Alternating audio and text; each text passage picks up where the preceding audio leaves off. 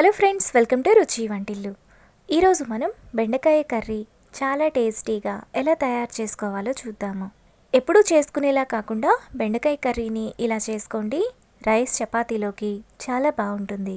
So late చేయకుండా వీడియోలోకి వెళ్ళిపోదాం.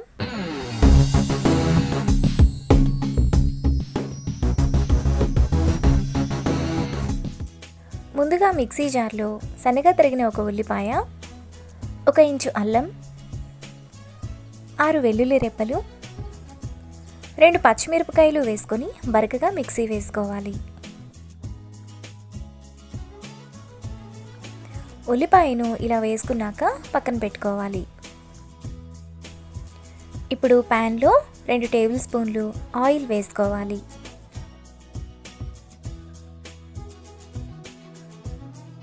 ఆయిల్ వేడయ్యాక 1/2 కిలో బెండకాయలను కడిగి ఇలా ముక్కలుగా కట్ చేసుకొని వేసుకోవాలి. ఇప్పుడు 1/2 టీ స్పూన్ పసుపు వేసుకొని మీడియం ఫ్లేమ్లో బెండకాయలను ఫ్రై చేసుకోవాలి. బెండకాయలను ఇలా ఫ్రై చేసుకోవడం వలన కర్రీలో జిగురు లేకుండా ఉంటుంది.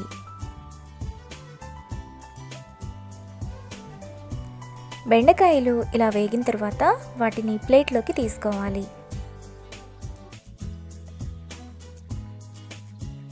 ఇప్పుడు అదే ఆయిల్లో 1 టీ స్పూన్ జీలకర్ర, కొద్దిగా కరివేపాకు వేసుకొని ఫ్రై చేసుకోవాలి.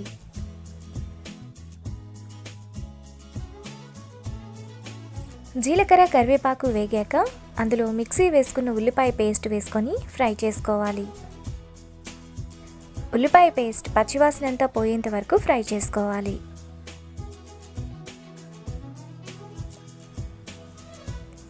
ఉల్లిపాయ ఇలా వేగాక అందులో 2 కట్ చేసుకున్న టమాటాలు, టేస్ట్కి తగినంత ఉప్పు, 1 టీ స్పూన్ కారం, 1/2 టీ స్పూన్ పసుపు, 1 టీ స్పూన్ ధనియాల పొడి, 1/2 టీ స్పూన్ జీలకర్ర పొడి, 1/2 టీ స్పూన్ గరం మసాలా వేసుకొని కలుపుకోవాలి. ఈ కర్రీని చాలా త్వరగా చేసుకోవచ్చు. రైస్లోకి చాలా బాగుంటుంది.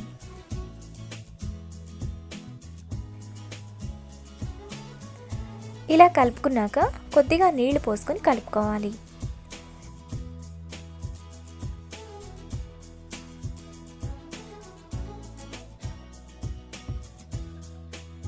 ఇప్పుడు మూత పెట్టి మధ్య మధ్యలో కలుపుతూ టమాటాను ఉడకనివ్వాలి.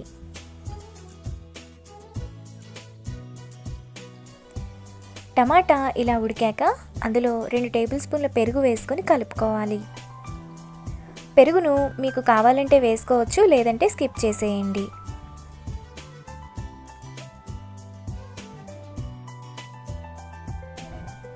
ఇలా కలుపుకున్నాక అందులో ఫ్రై చేసుకున్న బెండకాయలు, 1/2 గ్లాస్ నీళ్లు పోసుకొని కలుపుకోవాలి.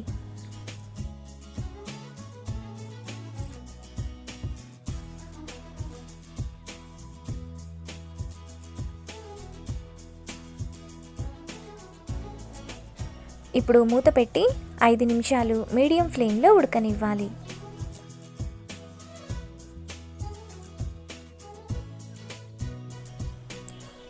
ఐదు నిమిషాల తర్వాత మూత తీసి కర్రీని ఒకసారి కలుపుకోవాలి. ఇలా కలుపుకున్నాక కొద్దిగా కొత్తిమీర వేసుకొని కలుపుకోవాలి. కర్రీని మరో నిమిషం పాటు ఉడకనివ్వాలి.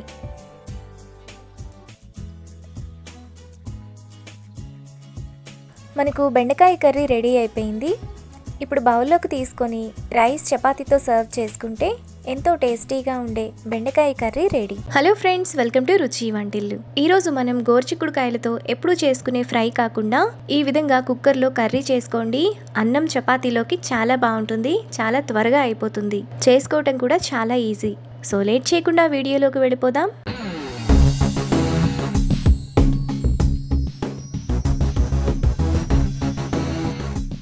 గోరుచిక్కుడుకాయ కర్రీ చేసుకోవడానికి ముందుగా మిక్సీ జార్ తీసుకొని అందులో 2 టేబుల్ స్పూన్లు ఫ్రై చేసిన పల్లీలు, 6 వెల్లుల్లి రెబ్బలు, 1 టేబుల్ స్పూన్ కారం, 1/2 టీ స్పూన్ పసుపు, 1 టేబుల్ స్పూన్ ఎండు కొబ్బరి పొడి వేసుకొని మిక్సీ జార్ మూత పెట్టి మెత్తగా మిక్సీ వేసుకోవాలి. పొడిని ఈ విధంగా వేసుకున్నాక పక్కన పెట్టుకోవాలి. తరువాత స్టవ్ మీద కుక్కర్ పెట్టుకొని అందులో 2 టేబుల్ స్పూన్లు ఆయిల్ వేసుకోవాలి. ఆయిల్ వేడైన తర్వాత 1 టీ స్పూన్ ఆవాలు జీలకర్ర వేసుకొని ఆవాలు చిటపట్లాడేంత వరకు ఫ్రై చేసుకోవాలి. ఆవాలు చిటపట్లాడిన తర్వాత అందులో సన్నగా తరిగిన 1 ఉల్లిపాయ, 2 పచ్చిమిరపకాయలు, కొద్దిగా కరివేపాకు వేసుకొని ఫ్రై చేసుకోవాలి.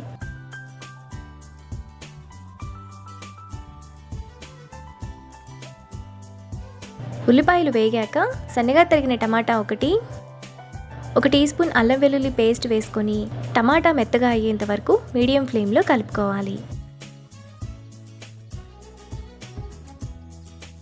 టమాటా ఇలా మెత్తగా ఉడికిన తర్వాత అందులో 1/2 కిలో గోరుచిక్కుడుకాయలను కడిగి ఇలా చిన్న చిన్న ముక్కలుగా చేసుకొని వేసుకోవాలి. ఇప్పుడు టేస్ట్కి తగినంత ఉప్పు వేసుకొని ఒకసారి బాగా కలుపుకోవాలి. ఇలా కలుపుకున్న తర్వాత మూత పెట్టి 2 నిమిషాల పాటు మీడియం ఫ్లేమ్లో కొంచెం మగ్గనివ్వాలి.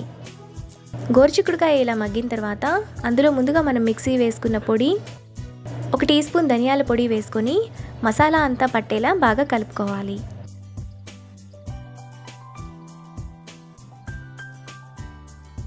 ఇలా కలుపుకున్న తర్వాత అందులో 1 గ్లాస్ నీళ్లు పోసుకొని కలుపుకోవాలి. కర్రీ మీకు కొంచెం పల్చగా కావాలనుకుంటే ఇంకొంచెం వాటర్ని యాడ్ చేసుకోవచ్చు. ఇలా కలుపుకున్న తర్వాత కుక్కర్ మూత విజిల్ పెట్టుకొని 3 విజిల్స్ వచ్చేంత వరకు మీడియం ఫ్లేమ్లో ఉడకనివ్వాలి. కుక్కర్ విజిల్స్ వచ్చి ప్రెషర్ పోయాక స్టవ్ ఆన్ చేసుకొని కర్రీలో సన్నగా తరిగిన కొత్తిమీర కొద్దిగా, 1 టీ స్పూన్ గరం మసాలా వేసుకొని ఒకసారి కలుపుకోవాలి. 3 విజిల్స్ వస్తే సరిపోతుంది. చిక్కుడుకాయలు కూడా బాగా మెత్తగా ఉడికిపోతాయి. ఇలా కలుపుకున్నాక గోరుచిక్కుడుకాయ కర్రీ మనకు చాలా టేస్టీగా రెడీ అయిపోతుంది. ఇప్పుడు ఈ కర్రీని బౌల్లోకి తీసుకొని రైస్ చపాతీతో సర్వ్ చేసుకుంటే ఎంతో టేస్టీగా ఉండే గోరుచిక్కుడుకాయ curry ready. Hello friends, welcome to Ruchi Vantillu. ఈరోజు మనం పచ్చి బఠానీతో చాలా టేస్టీగా కర్రీ ఎలా తయారు చేసుకోవాలో చూద్దాము. మనకి ఈ సీజన్లో పచ్చి బఠానీ బాగా దొరుకుతాయి కదా. ఈ సీజన్లో వచ్చే బఠానీ టేస్ట్ చాలా బాగుంటాయి. వీటితో ఇలా కర్రీ చేసుకోండి. రైస్, చపాతీ, పులావ్లోకి చాలా టేస్టీగా ఉంటుంది. సో లేట్ చేయకుండా వీడియోలోకి వెళ్ళిపోదాం.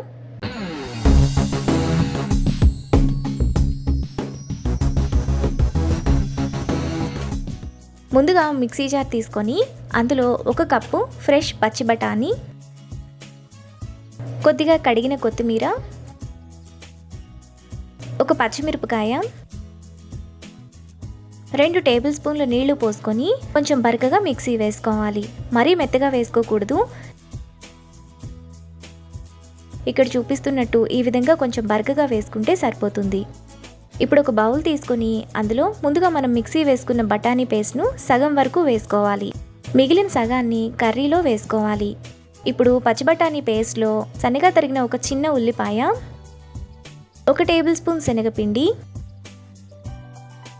టేస్ట్కి తగినంత ఉప్పు, 1/2 టీ స్పూన్ గరం మసాలా వేసుకుని కలుపుకోవాలి. శనగపిండిని కొంచెం బైండింగ్ కోసం వాడుతున్నాను. మీరు కావాలనుకుంటే గోధుమ పిండిని కూడా యాడ్ చేసుకోవచ్చు. ఇలా కలుపుకున్న తర్వాత ఇక్కడ చూపిస్తున్నట్టు ఇలా చిన్న చిన్న బాల్స్లా చేసుకొని ఆవిరికుడుం ప్లేట్లో పెట్టుకోవాలి. ఇక్కడ నేను ఆవిరికుడుం పాత్ర ప్లేట్లో పెడుతున్నాను.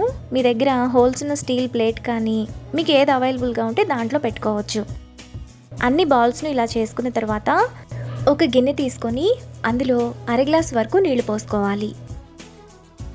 పెద్దది 1 టమాటాను ఈ విధంగా కట్ చేసుకొని పెట్టుకోవాలి. ఇప్పుడు 1 మీడియం సైజు ఉల్లిపాయను కూడా కట్ చేసుకొని పెట్టుకోవాలి. ఇప్పుడు 5-6 జీడిపప్పు, 1 బిర్యానీ ఆకు, 3 యాలకులు, 2 ఇంచుల దాల్చిన చెక్క, 4 లవంగాలు, 2 వెల్లుల్లి రెబ్బలు వేసుకొని దాని మీద ఆవిరి కుడుము ప్లేట్ను పెట్టుకోవాలి.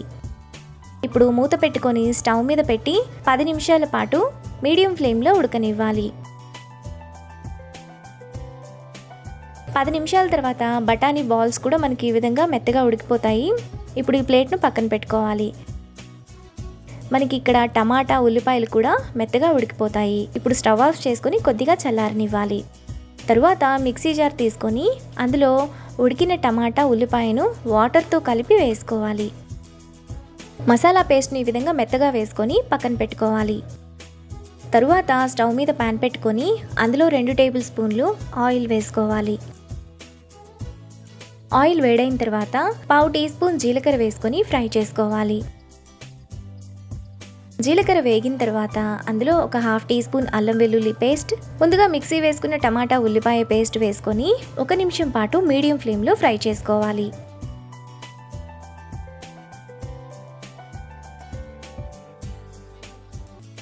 ఇలా కలుపుకున్న తర్వాత అందులో మిగిలిన బఠానీ పేస్ట్, టేస్ట్కి తగినంత ఉప్పు, 1/2 టీ స్పూన్ పసుపు, 1 టీ స్పూన్ కారం, 1 టీ స్పూన్ ధనియాల పొడి, 1 టీ స్పూన్ గరం మసాలా వేసుకొని లో ఫ్లేమ్లో ఆయిల్ అంతా సైడ్స్కి వచ్చేంత వరకు మసాలాను బాగా ఫ్రై చేసుకోవాలి. మనకు మసాలాలోని ఆయిల్ అంతా ఈ విధంగా సైడ్స్కి వచ్చినప్పుడు అందులో 1 గ్లాస్ నీళ్లు, ఉడికించిన బఠానీ బాల్స్ వేసుకొని కలుపుకోవాలి. ఈ కర్రీ మనకు రైస్లోకి కాకుండా చపాతీ పులావ్లోకి కూడా చాలా బాగుంటుంది. ఇలా కలుపుకున్న తర్వాత మూత పెట్టి మధ్య మధ్యలో కలుపుతూ 10 నిమిషాల పాటు మీడియం ఫ్లేమ్లో ఉడకనివ్వాలి. 10 నిమిషాల తర్వాత మూత తీసి కర్రీలో కొద్దిగా కరివేపాకు, కొద్దిగా తరిగిన కొత్తిమీర వేసుకొని కలుపుకోవాలి. కర్రీని మరో నిమిషం పాటు మీడియం ఫ్లేమ్లో ఉడకనివ్వాలి. కర్రీలో ఈ బఠానీ బాల్స్ మెత్తగా ఉడికిపోతాయి, చాలా సాఫ్ట్గా ఉంటాయి. మనం రైస్లో కలుపుకొని తినేటప్పుడు కూడా చాలా టేస్టీగా ఉంటుంది. 1 నిమిషం తర్వాత బఠానీ కర్రీ మనకు ఈ విధంగా రెడీ అయిపోతుంది. ఇప్పుడు ఈ కర్రీని బౌల్లోకి తీసుకొని రైస్, చపాతీ, పులావ్తో సర్వ్ చేసుకుంటే ఎంతో టేస్టీగా ఉండే బఠానీ curry ready. Hello friends, welcome to Ruchi Vantillu. ఈరోజు మనం బీన్స్ మసాలా కర్రీ చాలా టేస్టీగా అన్నంలోకి ఎలా తయారు చేసుకోవాలో చూద్దాము. ఈ కర్రీ మనకి అన్నంలోకి కాకుండా చపాతీ, పులావ్లోకి కూడా చాలా బాగుంటుంది. సో లేట్ చేయకుండా వీడియోలోకి వెళ్ళిపోదాం.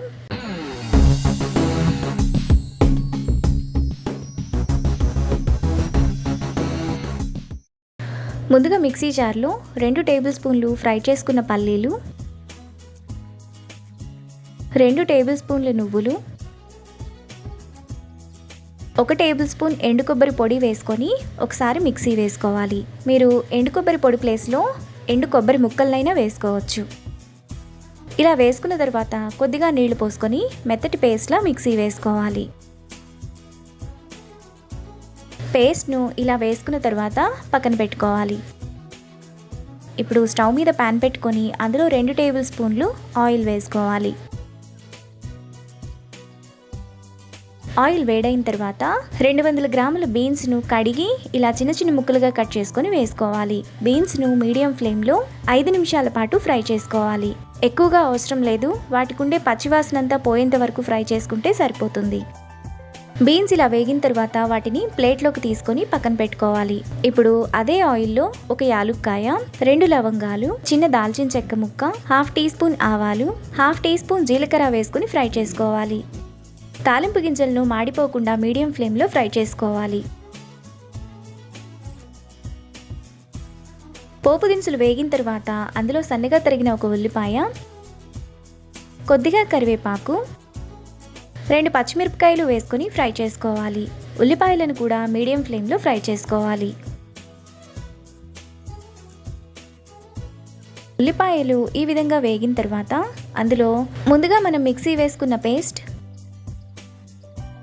1 టేబుల్ స్పూన్ కారం, 1/2 టీ స్పూన్ పసుపు, టేస్ట్కి తగినంత ఉప్పు, 1 టీ స్పూన్ ధనియాల పొడి, 1 tea spoon garam masala, 1/2 tea spoon జీలకర్ర పొడి వేసుకొని కలుపుకోవాలి.